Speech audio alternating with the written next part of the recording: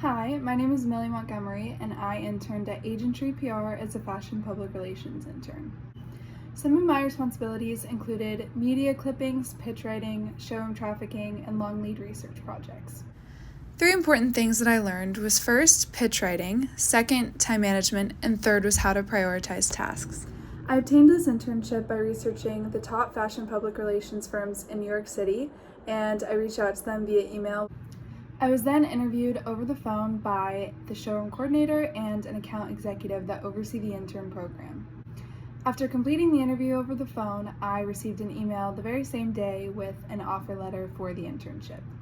My favorite part of my internship was the ways in which the agency was connected with other sectors of the industry and getting to see photo shoots and fashion shows and work with stylists.